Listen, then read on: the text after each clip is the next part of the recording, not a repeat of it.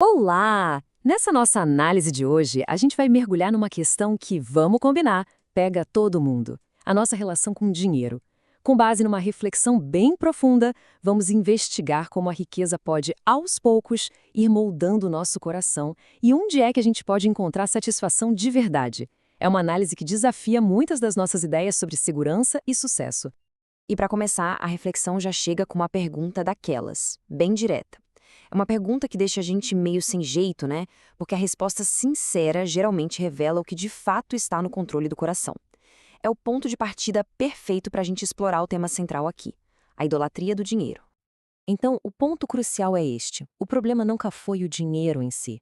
A questão é o lugar que a gente dá para ele.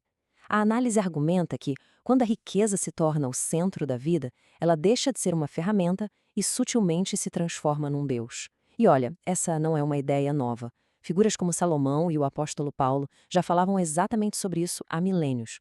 E olha só de quem vem essa frase, de Salomão, o cara que era considerado o mais rico da sua época. Alguém que, em tese, tinha tudo que o dinheiro poderia comprar. Vem e nos avisa que essa busca por mais não acaba em paz. Acaba só em mais vontade de ter mais. Essa é a tensão central que a gente vai desvendar agora. A partir daí, a análise começa a ficar bem prática, quase como um diagnóstico mesmo. Ela aponta 4 sintomas, 4 sinais de alerta bem claros de um coração que pode ter sido, digamos, capturado por esse ídolo do dinheiro. Vamos dar uma olhada em cada um deles. O primeiro sinal é essa insatisfação que nunca acaba. O amor ao dinheiro, segundo o texto, não se define pelo que falta, mas pelo desejo que nunca cessa. É uma sede que, paradoxalmente, só aumenta quanto mais se bebe. E a base para essa ideia está lá em Eclesiastes. O texto aponta para um ciclo vicioso, né? Quanto mais se tem, mais se quer. A linha de chegada da satisfação parece que está sempre se movendo para mais longe, inalcançável. E esse quadro aqui mostra o contraste de uma forma genial. De um lado, a ganância sussurrando: calma, a felicidade chega assim que você tiver mais, sempre no futuro. Do outro lado, a perspectiva da fonte aponta para uma liberdade agora, no presente, que vem de encontrar suficiência em algo que vai muito além de bens materiais. Vamos para o segundo sinal, e ele é bem irônico. A ideia de que juntar riquezas vai trazer paz muitas vezes leva ao exato oposto: ansiedade, preocupação, desgaste nos relacionamentos. A segurança que o dinheiro prometia vira um fardo, que atrai interesseiros e não amigos de verdade. E isso leva a essa pergunta, que é para a gente refletir mesmo. As coisas que a gente acumula, elas nos servem, nos dão liberdade para viver um propósito maior? Ou será que o jogo virou, e nós é que nos tornamos servos delas, presos pelo medo de perder tudo? Chegamos no terceiro sinal, que é descrito aqui como uma verdadeira tirania. A ironia é brutal.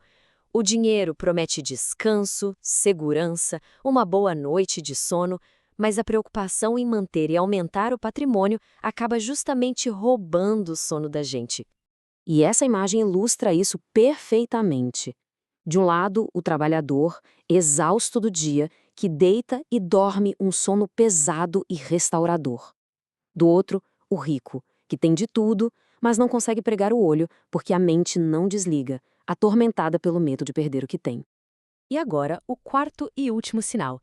E olha, esse é talvez o mais pesado de todos. A ideia aqui é que a riqueza acumulada só para si mesma, guardada de forma egoísta, pode até construir impérios por fora, mas por dentro ela causa uma ruína completa.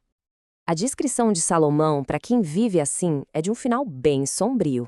E não estamos falando de ruína financeira, mas de ruína espiritual. Uma vida sem luz, amarga, sem aquela paz profunda e, no fim, sem um legado que realmente importe, que vá além do material. E essa frase do João Calvino, citada na fonte, amarra tudo isso de forma brilhante. A ideia é que o nosso coração, por natureza, está sempre procurando algo para adorar, algo para colocar no centro. E o dinheiro, com tudo que ele promete, é um candidato fortíssimo a esse posto. Ok, o diagnóstico foi pesado, né? Mas agora a análise vira a chave e começa a falar da solução. E a lógica é totalmente contra o que a gente imagina. Não se trata de um esforço para gostar menos de dinheiro, mas de redirecionar o amor do coração para um tesouro muito maior.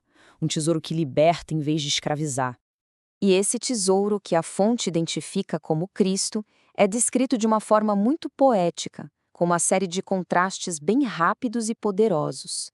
A ideia central é de uma espécie de grande troca, uma figura que assume a nossa pobreza e perda para nos oferecer, em troca, riqueza e herança eternas. E aqui está o grande paradoxo, a grande virada de chave que a fonte propõe. A verdadeira riqueza não está no que se possui, mas a quem se pertence. Com esse tesouro, a estabilidade de uma pessoa não está mais no extrato do banco, mas numa identidade segura, que nada nem ninguém pode tirar.